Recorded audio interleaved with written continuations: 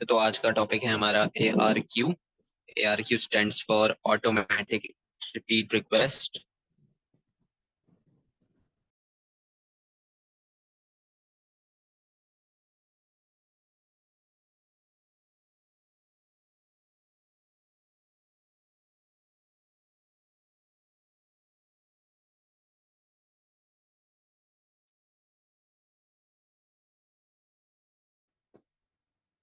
अच्छा, तो automatic repeat request में क्या होगा?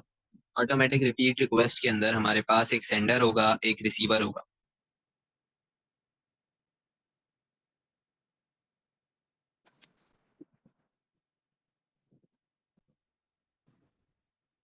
तो एक हमारे पास सेंडर होगा, एक हमारे पास क्या होगा, रिसीवर होगा। अब होगा क्या? सेंडर जो है वो डेटा सेंड कर देगा किसको? रिसीवर को।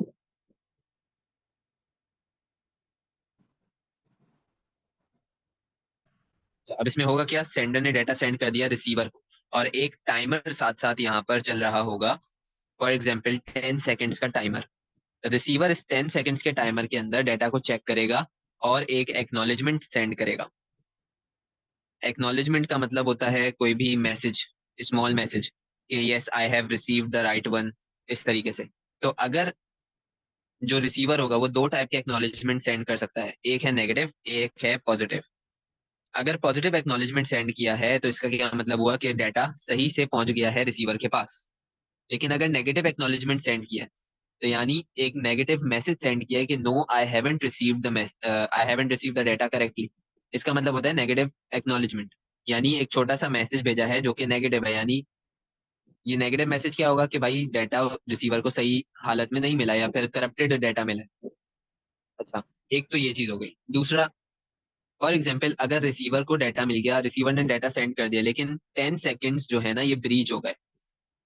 क्या मतलब कि ये 10 सेकेंड्स अप हो गए, टाइमर 10 से चलते चलते 0 तक आ गया।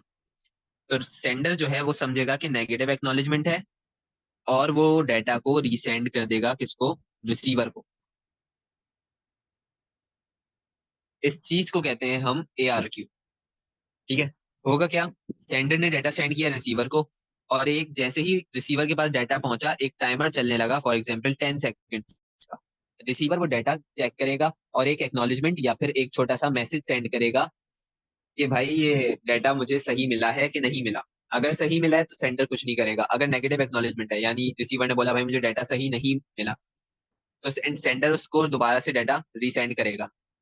लेकिन अगर रिसीवर ने कोई जवाब ही नहीं दिया और 10 सेकेंड्स का टाइमर खत्म हो गया, फुल मतलब जो है 10 सेकेंड से 0 सेकेंड्स पर आ गया, तो होगा क्या, सेंडर क्या समझेगा कि नेगेटिव एक्नॉलेजमेंट है और वो डाटा को रीसेंड कर देगा। Okay sir. ठीक है, तो ये पूरा का पूरा ARQ का कॉन्सेप्ट है। ये चीज समझ आ गई? Yes sir. ठीक है। अब ये डायग्राम बना ले मेरे साथ।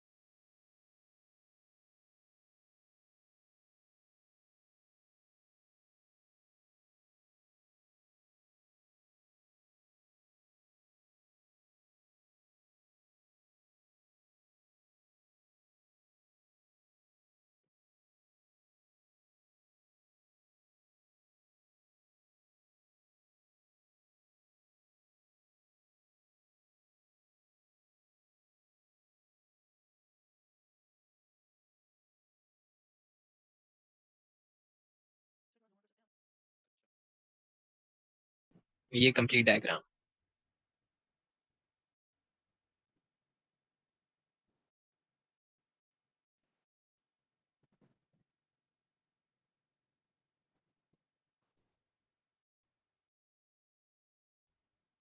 अब मैं इसकी एक्सप्लेनेशन दे रहा हूँ।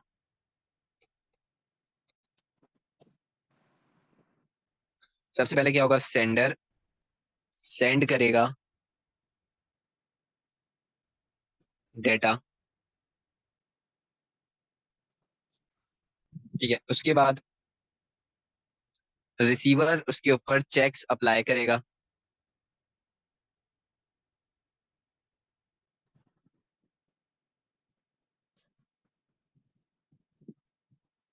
अगर रिसीवर को कोई एरर नहीं मिला,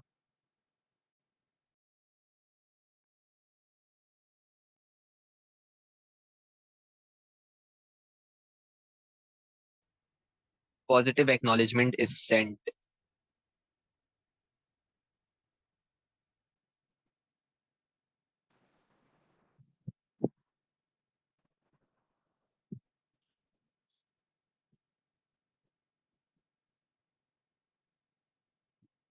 सेंडर जो है वो सेंड करेगा डेटा, इसको सेंड करेगा रिसीवर को। फिर उसके ऊपर जितने भी चेक्स हैं, पेनल्टी चेक्स और जितने भी चेक्स हैं वो अप्लाई होंगे, यानी एरर चेकिंग मेथड इस पर अप्लाई होंगे। क्या करने के लिए, एरर को डिटेक्ट करने के लिए। अगर रिसीवर को कोई एरर नहीं मिला, if receiver detect no error, तो रिसीवर पॉजिटिव एक्नॉलेजमेंट सेंड करेगा सेंडर को।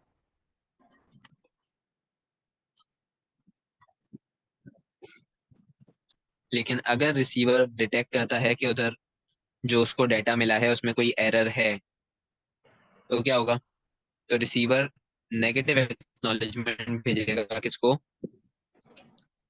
सेंडर को।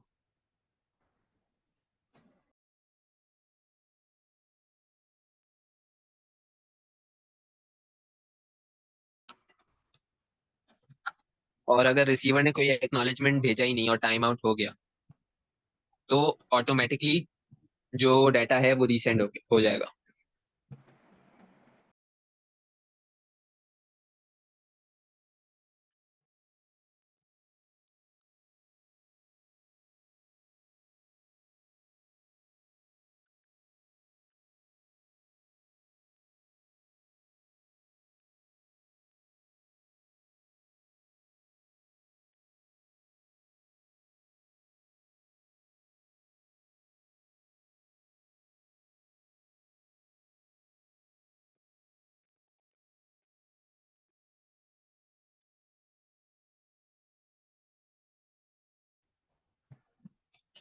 ठीक है, तो इसकी पूरी की पूरी एक्सप्लेनेशन है। सबसे पहले हमने ये बताना जरूरी है, इस पॉइंट का एक मार्क होगा कि acknowledgement and time out is used in ARQ।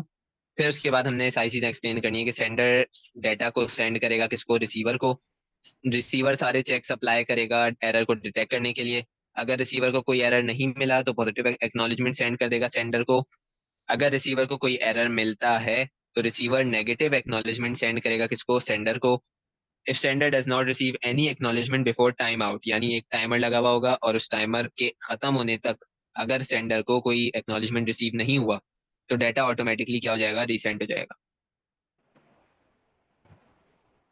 अच्छा देखो, फॉर एग्जाम्पल मैंने तुमको मैसेज किया कि मैंने फॉर एग्जाम्पल तुम्हें कोई डाटा भेजा, सही है, जैसे स्क्रीनशॉट्स में भेजता हूँ ना, वो सारे स्क्रीनशॉट मैंने तुम्हें भेजा।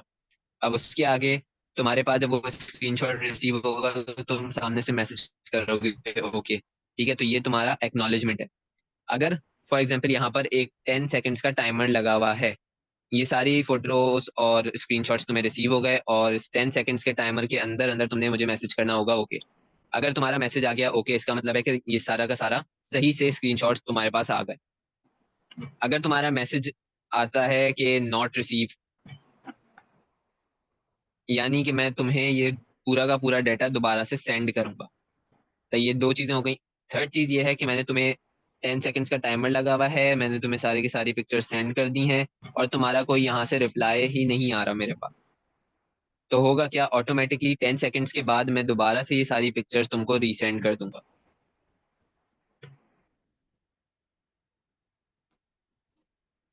समझ आया? Yes, sir. तो यही चीज इधर लिखी हुई है।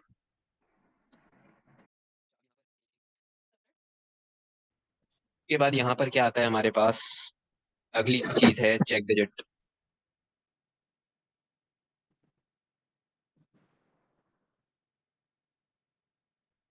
चेक डिजिट भी हमारे पास एक एरर चेकिंग मेथड है जिसको यूज करते हुए हम नॉर्मली बहुत सारी चीजें कर रहे होते हैं। फॉर एग्जांपल, जो हमारे पास बारकोड यूज हो रहे होते हैं ना, और बुक्स के अंदर आईएसबीएन नंबर होता है, व्हीकल्स के अंदर वीआईएन नंबर्स होते हैं, तो ये सारी चीजें जो है ना हमारे पास चेक डिजिट यूज कर रही होती हैं। ये सब चेक डिजिट्स की हमारे पास एग्जाम्पल है। बारकोड हो गया, प्रोडक्ट कोड्स हो गए, आईएसबीएन नंबर हो गया, जो बुक के पीछे एक छोटा सा टैग लगा हुआ होता है ना, और यहाँ पे उसके नंबर लिखा हुआ होता है, उसको कहते हैं आईएसबीएन नंबर।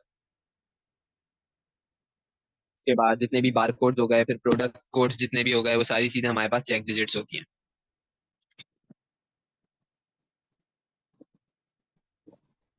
तो इसकी सबसे पहले डेफिनेशन लिख लेते हैं।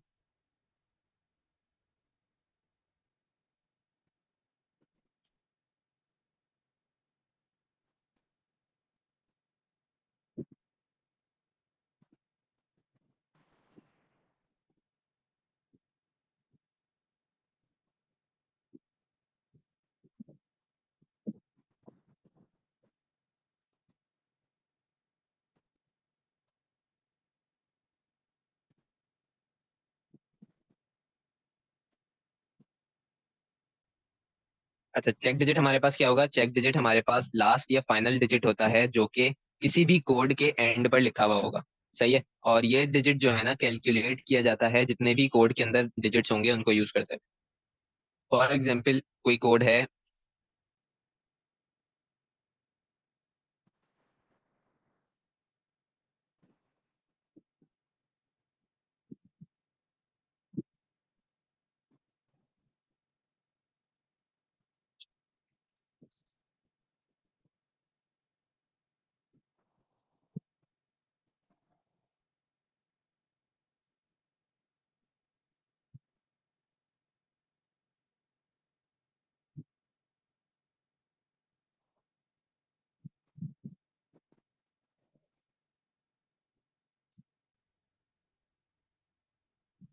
अच्छा, अब यहाँ पर लास्ट डिजिट हमारे पास कौन सा है?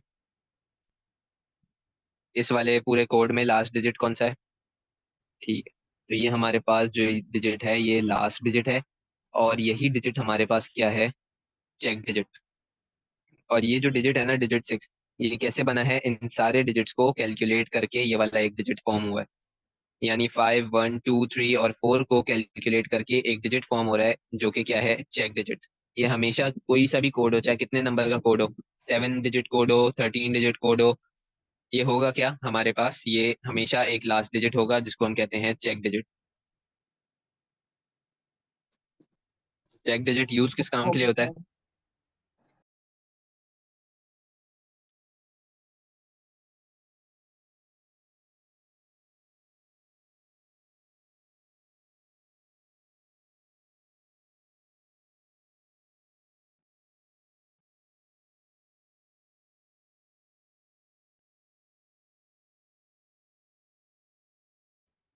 तो ये हमारे पास एग्जाम्पल है किसकी? चेक डिजिट की। अच्छा, इसका पर्टिकुलरली हमारे पास चेक डिजिट का जो यूज होता है वो उन एरर्स को आइडेंटिफाई करना होता है जो कि मिस टाइपिंग या फिर मिस स्कैनिंग ऑफ बारकोड से हुई हो। ठीक है, मतलब अगर कोई बंदा बारकोड स्कैन कर रहा है और गलती से कोई गलत बारकोड स्कैन हो गया, किसी भी तरीके से कोई मिस पोजीशन हो गई मशीन से या एल्गोरिथम से, तो उसको चेक करने के लिए, उसको आइडेंटिफाई करने के लिए चेक डिजिट यूज होता है।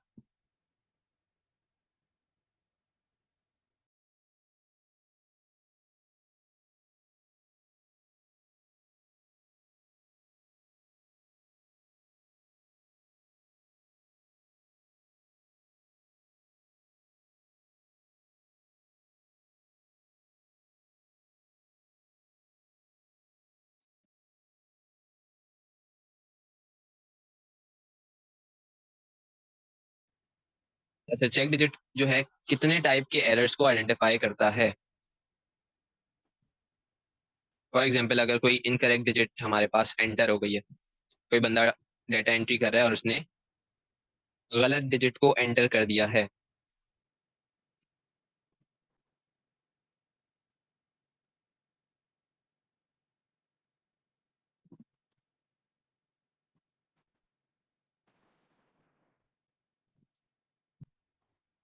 कि कोई बंदा डेटा एंट्री कर रहा है बैठा हुआ और ना उसने गलत डिजिट टाइप कर दिया। फॉर एग्जाम्पल, ये डिजिट टाइप करना था 5327।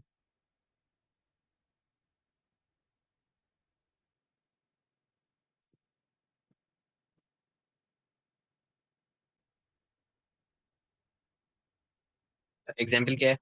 अगर सबसे पहली चीज इनकरेक्ट डिजिट एंटर हो रहा है, ये इस चीज को पकड़ लेगा हमारा चेक डिजिट।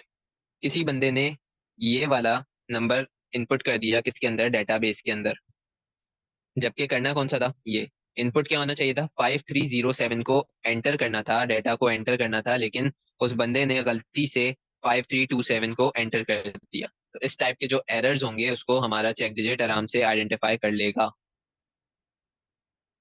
सही है। सेकंड आता है ट्रांसपोजिशन। इसकी क्या एग्जांपल है? ट्रांसपोजिशन एरर का मतलब ये होता है कि जहाँ पे किसी भी दो नंबर नंबर अपना किसी भी दो नंबर ने अपना ऑर्डर चेंज कर लिया हो, यानी आपस में उन्होंने स्वैपिंग कर लिया हो। फॉर एग्जांपल 5307 डालना था, लेकिन कोई भी नंबर 5037 डाल गया। ये 3 इधर आ गया और ये 0 इधर आ गया। इस चीज को हम क्या कहते हैं? Transposition error.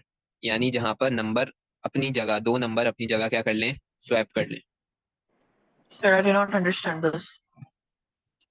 अच्छा, देखो, ट्रांसपोजिशन एरर वो एरर कहलाते हैं जहां पे कोई भी दो नंबर अपना ऑर्डर चेंज कर रहे हैं। तुम्हें अपना ये लिखना है 2210, तुम पास पेपर को सर्च कर रहे हो इंटरनेट पे, तुम्हें ये लिखना है अपने कंप्यूटर के सिलेबस का कोड, और तुमने डाटा एंटर करते हुए गलती से तुम्हारे पास 1 पहले आ गया, 2 पहले पीछे चला गया, सही, ये इधर आ गया, ये इधर आ गया। इस चीज को कहते हैं ट्रांसपोजिशन। यानी जहां पर दो नंबर अपनी जगह स्वैप कर लें, अपनी जगह चेंज कर लें, आपस में चेंज कर लें। ठीक है, समझ आया? Yes, sir.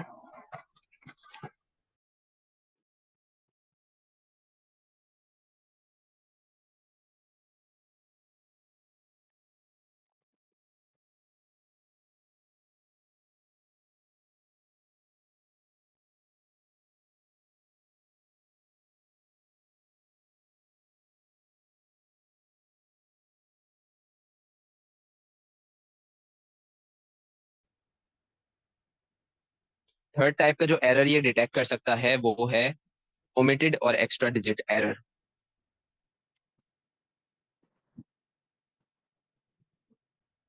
क्या मतलब? फॉर एग्जाम्पल तुम्हें एक 4 डिजिट नंबर लिखना है, ओमिटेड का क्या मतलब होता है कि तुम्हें एक 4 डिजिट नंबर लिखना है और तुमने गलती से 3 डिजिट नंबर लिख दिया, सही है, और उसको प्रिंट करवा दिया, उसको एंटर कर दिया, तो ये कहलाता है ओमिटेड एरर। यानी तुमने किसी भी एक डिजिट को ओमिट कर दिया, लिखा ही नहीं, सही है, इस चीज को कहते हैं ओमिटेड। एक्स्ट्रा डिजिट में क्या होगा, तुम्हें 4 डिजिट नंबर लिखना है, उसकी जगह तुमने 5 डिजिट नंबर लिख दिया, यानी एक डिजिट एक्स्ट्रा लगा दिया।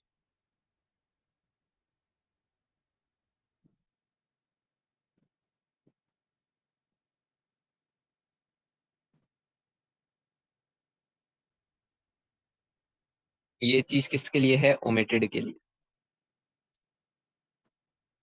एक्स्ट्रा डिजिट की एग्जाम्पल क्या होगी?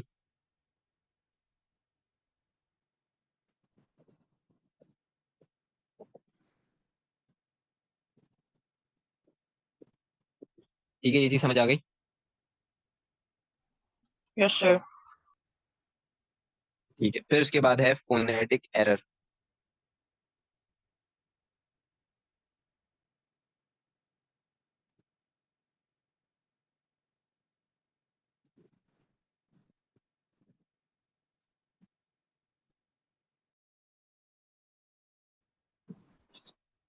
अच्छा, तो यहाँ पर फोनेटिक एरर इन स्पीच क्या होगा? यानी ये वो एरर होगा जो कि फॉर एग्जांपल दो बंदे आपस में बात कर रहे हैं एक लॉन्ग डिस्टेंस पर। ये बंदा यूएस में बैठा है, ये बंदा पाकिस्तान में बैठा है, ठीक है, और ये बाय यूजिंग टेलीफोन आपस में क्या कर रहे हैं, बात कर। अब ये बंदा जो पाकिस्तान में बैठा हुआ है, इसने एक वर्ड बोला 30, सही है, इस बंदे ने कौन सा वर्ड बोला? 30। लेकिन जो बंदा यूएस में है उसको क्या चीज सुनाई दी? 13। इस टाइप के एरर को कहते हैं फोनेटिक एरर, जो कि बाय यूजिंग फोन या फिर जो कि कम्युनिकेशन के वक्त कोई भी एरर सुनाई देता है, वो क्या कहलाता है? Phonetic error. यानी जैसे फॉर एग्जांपल एक बंदे ने 30 बोल रहा है, फोन पे फोन कॉल पर है, 30 बोल रहा है, लेकिन उसको सुनाई दे रहा है, अगले बंदे को सुनाई दे रहा है 13। तो इस टाइप के एरर को हम कहते हैं फोनेटिक एरर।